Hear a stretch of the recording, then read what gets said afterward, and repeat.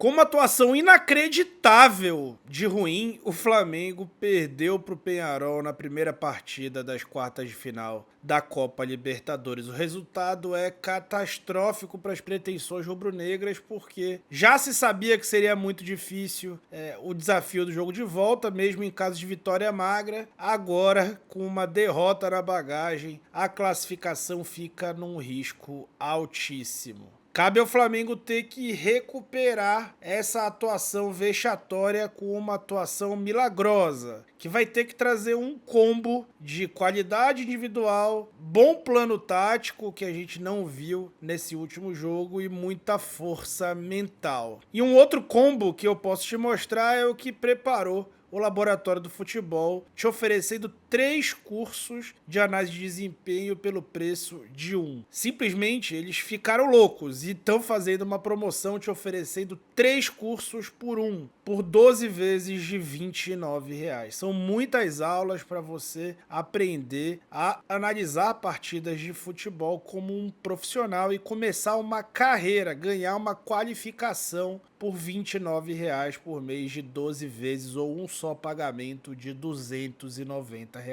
Aproveita essa promoção que é por tempo limitado, clicando no link que está na descrição do vídeo ou no comentário fixado. E por aqui nós vamos falar sobre tática sem tatiquez.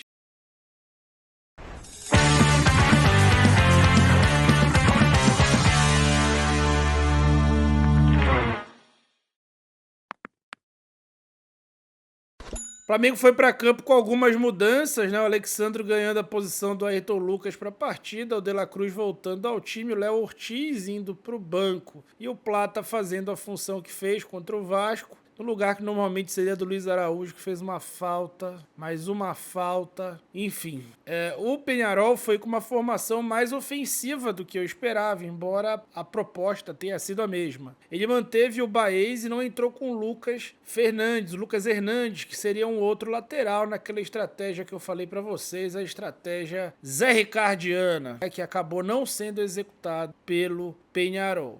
Observando os times em campo, aconteceu exatamente aquilo que a gente previu no pré-jogo. E o Peñarol tinha essa estratégia de fechar muito o centro do campo e fazer o encaixe individual por dentro em quem decidisse entrar nesse entrelinhas. O Flamengo foi tentar jogar com eles, colocando ali um lateral direito que não é um cara de profundidade. Eu falei bastante no pré-jogo o quanto seria importante o Wesley começar jogando. E o que acontece? O Peñarol, com o meio de campo do Flamengo bastante ali povoado, fechava a linha de passe com esses jogadores de meio de campo, e a bola ficava rodando por dentro do bloco, que é justamente onde não tinha espaço. Esses caras já estavam aglutinados aqui por dentro, e como você não tinha ultrapassagem, né, eu coloquei em vermelho a seta, você não tinha ultrapassagem, você não tinha ataque ao espaço, você não tinha profundidade por parte do teu lateral direito, esses caras ganhavam mais confiança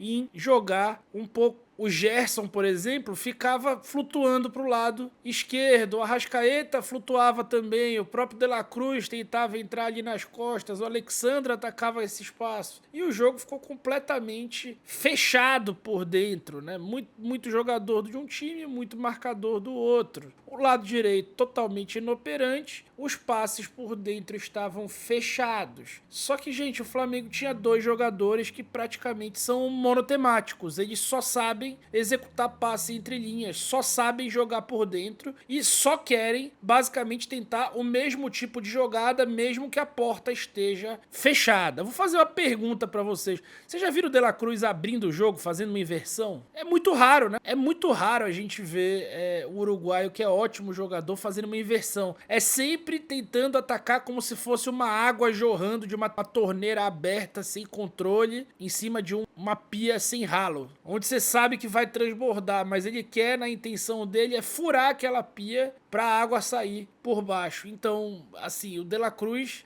errou 10 passes no primeiro tempo, mas quem errou de verdade, o cara que mais errou e comprometeu foi o senhor Eric Pulgar, que conseguiu errar 5 passes nos primeiros 15 minutos de jogo. E assim o Flamengo começou a sofrer o seu primeiro gol logo no início do jogo, o que compromete demais até o próprio mental da equipe. O Flamengo, como eu falei para vocês, ficou completamente torto no primeiro tempo, e a gente falou no pré-jogo que seria assim, mas podia compensar com a estratégia individual, podia compensar com uma troca rápida de posições, com algum acerto, com alguma jogada de força, como o Gerson conseguiu executar no primeiro tempo, no final do primeiro tempo. E o Flamengo conseguiu construir algumas chances de gol ainda no final do primeiro tempo, muito baseado no vigor físico que seus atletas ainda tinham, no adversário ali já um pouco mais desgastado de defender um tempo inteiro, e no brilhantismo individual muito ocasional do Arrascaeta e do Gerson. O Arrasca deixou o Bruno Henrique na cara do gol, e o camisa 27, que é muito decisivo, perdeu o gol. Não dá pra dizer que ele não perdeu o gol. A cabeçada teria sido muito importante. Também teve uma finalização do Plata na trave no primeiro tempo, teve um chute do Gerson na marca do pênalti que foi bloqueado. O Flamengo poderia ter saído do primeiro tempo sem uma derrota. Ele poderia até, num jogo de mais sorte, ter saído até com uma vitória. Mas o time foi muito mal armado para a primeira etapa, e além de mal armado, ele foi incapaz de jogar por conta de 2 jogadores que eram o início da construção do time e somados erraram 16 passes no primeiro tempo. Tô falando de Eric Pulgar e de Nico De La Cruz em péssima jornada. Pro segundo tempo, o Tite preparou uma mudança, que foi colocar o senhor Wesley em campo. Colocando o Wesley em campo, o Flamengo passou a ter amplitude e ter força pelo corredor direito também, o que acabava fazendo com que esse meio de campo do Peñarol se espalhasse mais, e aí oportunizava a entrada dos passes por dentro. Então, a partir dali, o próprio De La Cruz, o Pulgar, teriam a oportunidade de acertar esses passes por dentro. E o Flamengo, até nesses primeiros 15 minutos, melhorou na partida. Tanto que foi o período, foi o trecho do jogo, eu te mostro nesse gráfico, que o time mais finalizou. Foram 4 finalizações entre o início do segundo tempo e o minuto 60, que marca os primeiros 15 minutos. Ali, o time estava até bem organizado, só que aí vai cair um pouco na escalação do Alexandro. O Alexandro fazia sentido num contexto de segurar contra-ataque, soltar o De La Cruz e tentar ganhar o jogo, propondo esse jogo contra um adversário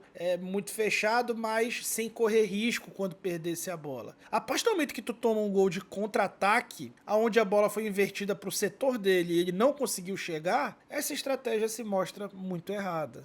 O Alexandro, ele estava fisicamente muito abaixo dos outros jogadores. E a gente, quando analisa num pré-jogo a escalação de um cara desse, a gente imagina que a comissão técnica confia e que tem os relatórios e tem os dados físicos e que esse cara pode fazer esse segundo jogo seguido. Contra o Vasco ele foi bem. Mas nesse jogo, desde o começo, ele já demonstrava algum desgaste e tá num momento físico abaixo dos outros. E aí você toma um gol no contra-ataque, numa inversão nele. É claro que o Fabrício Bruno não deveria deixar o cara nunca cortar para dentro e deixar a bola descoberta pro cara fazer uma inversão. É claro que o Fabrício Bruno não deu bote como ele gosta de não dar, e ele mesmo assume isso, e foi também um dos grandes responsáveis pelo gol sofrido, mas era uma transição que só tinha ele e o Léo Pereira, pô. Onde é que tava o Varela, que não apoia, e onde é que tava o Alexandro, que defensivamente seria o cara para te bloquear os contra-ataques? Pois é, e aí o Flamengo também poderia ter tido na primeira etapa as ultrapassagens do Ayrton, a força do Ayrton, enfim, falar depois também é muito mais fácil. O único time que vai pro campo é o time que o treinador escolheu. Depois disso, depois dessa mudança aí do Flamengo conseguir inicialmente fazer umas finalizações,